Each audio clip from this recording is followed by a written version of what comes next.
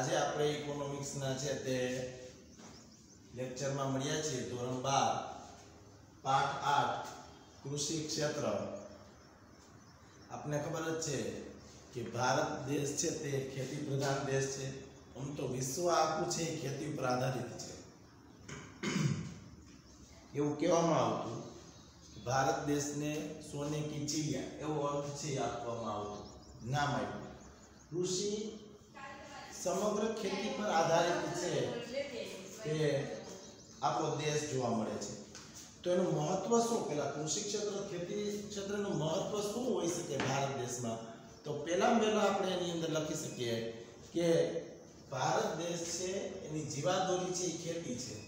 એટલે જ્યારે કૃષિ ક્ષેત્રના મહત્વની વાત કરીએ અથવા લાભની વાત કરીએ ત્યારે દેશની જીવાદોરી સમાન છે। અહીંયા તમને એમ પણ પ્રશ્ન પૂછાય કે ભારતીય અર્થતંત્રની કરોડરજ્જુ સમાન છે એ કૃષિને ગણવામાં આવી છે, તો પણ તમે એના મહત્વ લાભને લખી શકો। અથવા એમ પૂછાય કે દેશની જીવાદોરી છે એ કૃષિ ક્ષેત્રને ગણવામાં આવી છે, શા માટે? એમ કે તો પણ તમે આનો જવાબ છે લખી શકો છો। પ્રાચીન કાળથી જ ભારત દેશ છે એ ખેતી ઉપર છે આધારે અસ્તિત્વ ધરાવતો હતો। કૃષિ ક્ષેત્ર પર નભતો હોવાથી ભારત દેશને છે એ ખેતીને કરોડરજ્જુ સમાન છે એ ગણવામાં આવ્યું છે। જો દેશનું કૃષિ ક્ષેત્ર છે તેની ખેત ઉત્પાદકતામાં નિષ્ફળ જાય તો અનાજ, શાકભાજી, ફૂલો આની છે અછત વર્તાય છે। એટલે ત્યારે ઉદ્યોગ ક્ષેત્રે પણ કપાસ છે, શેરડી છે, કાચા માલ મટીરિયલ્સ, તેલીબિયા છે, રોકડિયા પાકો છે આ નિષ્ફળ જાય છે અને આનો ભાવ વધારો થાય છે અને જાહેર જનતા ઉપર એનું જીવન ધોરણ ઉપર તેની અસર થાય છે। એટલે દેશની જીવાદોરી સ્વરૂપ છે એ કૃષિને ગણવામાં આવી છે। પછી મોટા ભાગની વસ્તી ખેતી ઉપર આધારિત છે। ભારત દેશની બીજો મુદ્દો છે મોટા ભાગની વસ્તી ખેતી પર આધારિત છે।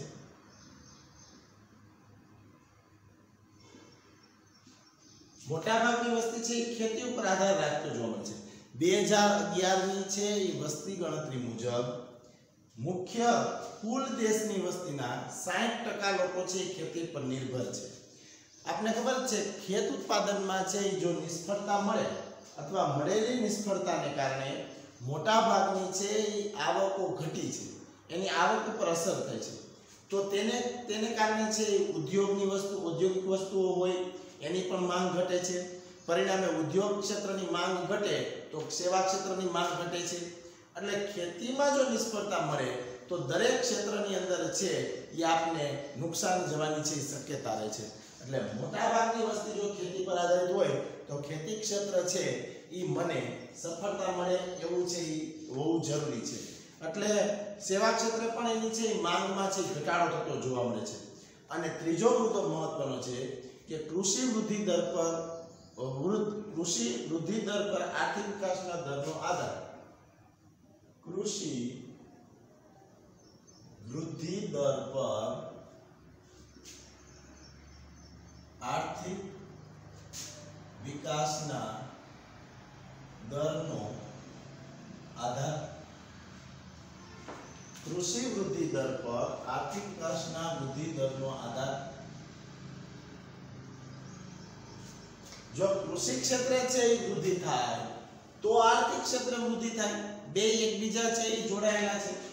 કારણ કે આપણે પહેલા જોઈ લીધું કે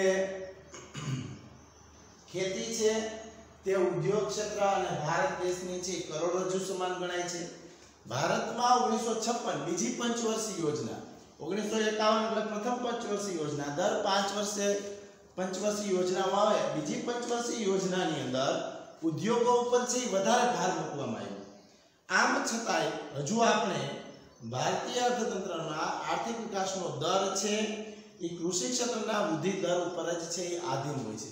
તેટલા જ માટે કહી શકાય કે કૃષિ ક્ષેત્રને ભારતીય અર્થતંત્રની કરોડરજ્જુ સમાન ગણવામાં આવે છે। એમ પ્રશ્ન પૂછાય તો તમે 3 આ મુદ્દા લખી શકો છો।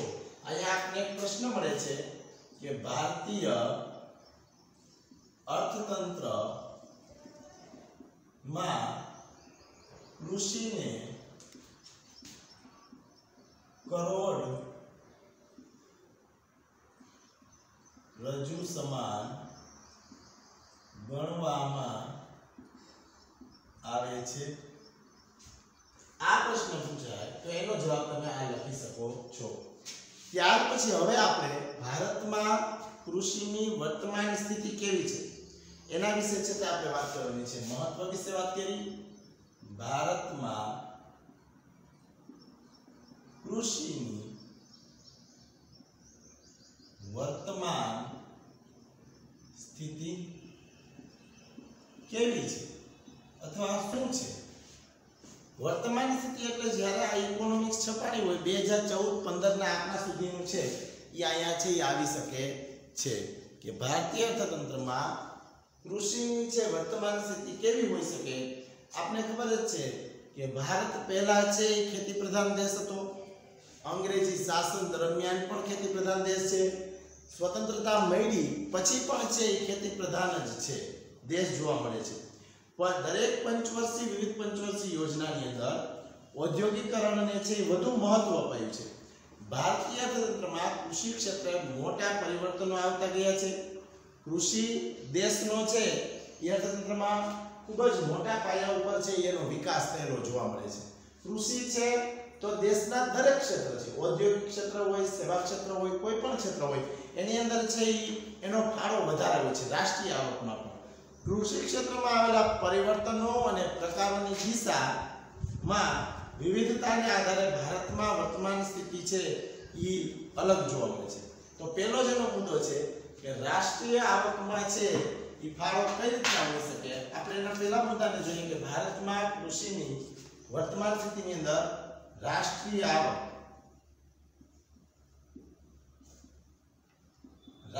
આવકની અંદર આપણે રાષ્ટ્રીય આવક છે એ કેવી કેવી હોઈ શકે છે કે એની અંદર જ્યારે પહેલા 50-51 ની અંદર છે એ જોઈએ રાષ્ટ્રીય આવક 1950 અને 51 જ્યારે આપણે પંચવર્ષીય યોજના ભારત દેશ સ્વતંત્ર થયો પછી પંચવર્ષીય યોજના આવી તો અલગ અલગ છે રાષ્ટ્રીય આવકમાં ફાળો આવ્યો. તો પહેલો હતો 53.1% હતો એનો ફાળો. ત્યાર પછી 1960-61 ની અંદર ત્યારે રાષ્ટ્રીય આવકમાં ફાળો છે તે 48.7% હતો. ત્યાર પછી 1970-71 1980-81 પંચવર્ષીય યોજનાઓ આવતી ગઈ એ પ્રમાણે છે રાષ્ટ્રીય આવકમાં ફાળો થયો. ત્યાર પછી 47.3% આવ્યો. ત્યાર પછી 36.1%. છેલ્લી વર્ષની પંચવર્ષીય યોજનાઓ પાપમાં આવી છે. હવે આપણે છેલ્લી પંચવર્ષીય યોજનાની અંદર હાવ ઘટી ગયો. 2011-12 ની છે પંચવર્ષીય યોજના આવી અને ત્યારે આપણે 2011 અને 12 છેલ્લે જ્યારે વસ્તી ગણતરી થઈ હોય ત્યારે રાષ્ટ્રીય આવકની અંદર ફાળો આપણે જોઈએ તો હાવ ઘટી અને 13.9% જેટલો છે જોવા મળે છે. આ રાષ્ટ્રીય આવકનો છે એ ફાળાની આપણે વાત કરી હતી. ત્યાર પછી હવે આપણે જોઈએ કે કૃષિ ઉત્પાદનમાં વૃદ્ધિ કઈ રીતના થઈ હતી. કૃષિ ઉત્પાદન વૃદ્ધિ તો 1950-51 અને અત્યારનો 11-12 બેને આપણે લઈએ 1950-51 અને 11-12 2011-12 આ સ્થિતિઓ છે કે ઉત્પાદનમાં વૃદ્ધિ. તો આપણે અનાજ ક્ષેત્રે મેટ્રિક ટનમાં જોવા જઈએ, અનાજ ક્ષેત્રની અંદર મેટ્રિક ટનની અંદર જ્યારે જોવા જઈએ ત્યારે 51% હતો તે વધી અને 264.14% છે એ થયો જોવા મળે છે આ મેટ્રિક ટનની અંદર. ત્યાર પછી કઠોળની અંદર જોઈએ, કઠોળની અંદર છે 8.4 હતો તે 19.6 એ વધી ગયો 8.4 તે 19 વધીને 19.6% જેટલો થયો જોવા મળે છે. ત્યાર પછી આપણે શેરડીમાં જોઈએ, શેરડીની અંદર છે 69% હતો તે વધીને 348 થયો છે. આમ દરેક ક્ષેત્રની અંદર છે ઈ કૃષિ ઉત્પાદનમાં છે વૃદ્ધિ થતી જોવા મળે છે। બીજા જે તેલીબિયા જોઈએ, કપાસ જોઈએ તો એની અંદર પણ છે ઈ અલગ અલગ વૃદ્ધિ થતી છે ઈ જોવા મળે છે। 5.1% તો 32.4% અને 2.1 હતો ઈ 26.5% જેટલી વૃદ્ધિ થઈ હતી।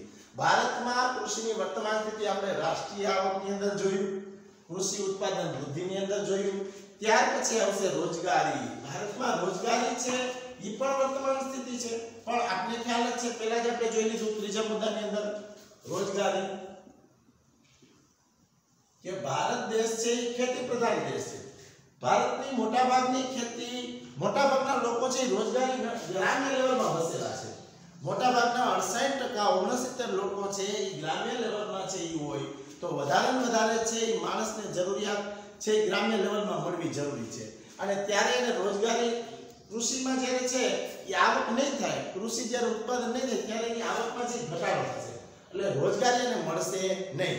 રોજગારી નહીં મળે એટલે બીજા ક્ષેત્રોનો છે વિકાસ નહીં થાય। સેવા ક્ષેત્ર હોય તો ભલે, એ ઉદ્યોગ ક્ષેત્ર હોય તો ભલે, કારણ કે માણસને રોજગારી નથી મળવાની, એને કારણે વેતન નહીં મળે, વેતન નહીં મળે તો બીજું ખરીદવા માટે છે એ આગળ નહીં વધે। આઝાદી સમયે છે 72% લોકો છે ખેતી ઉપર છે નિર્ભર હતા। તે અત્યારે આપણે જોઈએ કૃષિ ક્ષેત્રની અંદર 2011-12 ની અંદર અથવા 14-15 ની અંદર 58% લોકો ખેતી પર નિર્ભર છે। એટલે રોજગારી છે એ પણ એક પ્રકારનો વર્તમાન સ્થિતિનો મુદ્દો છે। હવે ત્યાર પછી આવશે નિકાસ। આપને ખબર જ છે કે ભારત દેશ અથવા કોઈ પણ દેશ પાસે જે ચીજ વસ્તુ ઉત્પાદનની હોય એ ન હોય તો એને બીજા દેશ ઉપર છે એ આધાર રાખવો પડે। બીજા દેશ ઉપર આધાર રાખવો હોય તો એના માટે બીજા દેશનું ચલણી નાણું અથવા હુંડિયામણની પણ જરૂર પડે। તો એ હુંડિયામણ લેવા માટે મારે મારા દેશમાં જે ઉત્પાદન થયું હોય એ ઉત્પાદનને મારે વેચવું પડે। હું મારા ઉત્પાદનને છે વેચું તો મને બીજા દેશનું ચલણી નાણું હુંડિયામણ છે મને મળે, તો છે નિકાસમાં જરૂરી છે। હવે ખેત ઉત્પાદનનો આપણે મોટા ભાગમાં ચા, ત્યાર પછી કપાસ અને મરી મસાલા, આપણા દેશની આ આવકને આપણે બીજા દેશને વેચીએ તો આપણે છે એ બીજો દેશ આપણે નિકાસમાં છે મદદરૂપ કરે છે। જો કે ઉદ્યોગ ક્ષેત્રની અંદર જ્યારે ભારતની કુલ નિકાસ છે આઝાદી સમયે 70% હતી અને તે અત્યારે ઘટી ગઈ છે અને 2013-14 ની અંદર 14% થઈ છે। તો આ છે આપણે વર્તમાન સ્થિતિની અંદર ગેરફાયદો છે કે આપણી નિકાસ છે એ વધવી જોઈએ તો આપણે છે હુંડિયામણને છે વધારે અપનાવી શકીએ, નહીંતર છે એ વધારે લઈ શકીએ નહીં। ત્યાર પછી આવશે જીવન ધોરણ। બહુ એક સરસ મજાનો મુદ્દો છે। જીવન ધોરણ છે, માણસનું જીવન ધોરણ છે એ કેવું હોવું જોઈએ તો કે ભાઈ આનો ખેતી ઉપર આધારિત છે, પણ ખેતીની અંદર જ્યારે આવક નહીં થાય તો એ પોતાનો મોજ શોખ છે એ પૂરા નહીં કરી શકે।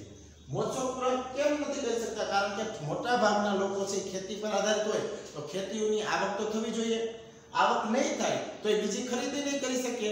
તો ભાઈ ઉદ્યોગ ક્ષેત્ર છે, સેવા ક્ષેત્ર છે, આ દરેક ક્ષેત્રની અંદર એને છે ખોટ જશે। એટલે માણસનું જીવન ધોરણ છે એ સુધારવા માટે ખેતી ક્ષેત્ર છે એ વધારે કાર્ય કરવું પડે। આપણે બધા પાકોને જોઈએ, બે પ્રકારના રોકડિયા પાકો હોય અને અનાજી પાકો હોય। તો આ અપેક્ષિત આયુષ્ય છે એ ખેતી ઉપર માણસનું હોય તો એ વધે છે, ખેતી ઉપર આધારિત હોય તો માણસનું જીવન ધોરણ છે એ સુધાર થાય પણ અપેક્ષિત આયુષ્ય પણ વધે। પછી ઉદ્યોગ ક્ષેત્રે જે કાચા માલની જરૂર હોય એ કાચા માલની જરૂર પણ એને છે એ ખેતી ક્ષેત્રમાંથી મળતી હોય છે। એટલે જીવન ધોરણમાં છે એ દૈનિક અનાજની પ્રાપ્તિ છે એ ખેતી ક્ષેત્રમાં છે એ થતી જોવા મળે છે। 2013માં છે એ વધી છે, ઘટી નથી। જે 1951માં દૈનિક ગ્રામ 395 ગ્રામ હતી તે વધી અને અત્યારે 511 ગ્રામ જેટલી જોવા મળે છે। પછી ઔદ્યોગિક વિકાસનો પાયો। ઔદ્યોગિક વિકાસ કોઈ પણ દેશનો છે એની સ્થિતિનો આધાર ખેતી પર રહેલો છે। ભાઈ ભારત દેશ છે તો ખાસ ભારત દેશનો ઔદ્યોગિક વિકાસ છે એ ખેતી ઉપર આધારિત છે, કારણ કે આપણો દેશ છે એ ખેતીને આધારિત છે। આપણે પહેલા જ કીધું કે ભારતીય અર્થતંત્રમાં કૃષિ ક્ષેત્ર છે એ કરોડરજ્જુ સમાન ગણાય છે। એનું મુખ્ય કારણ છે એનો ઔદ્યોગિક વિકાસ છે। એટલે 69% લોકો છે ગ્રામીણ વિસ્તારથી શહેરી વિસ્તાર તરફ છે થતા જોવા મળે છે। એની અંદર ઔદ્યોગિક વિકાસ છે એ થતો જોવા મળે છે।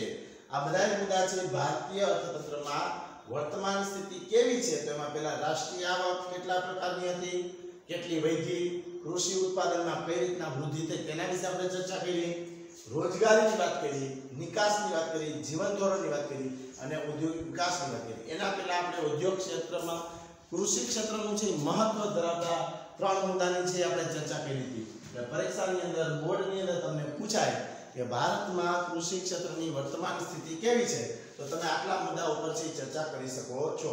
રાષ્ટ્રીય આવક, કૃષિ ઉત્પાદન વૃદ્ધિ, રોજગારી, નિકાસ, જીવન ધોરણ અને ઔદ્યોગિક વિકાસ.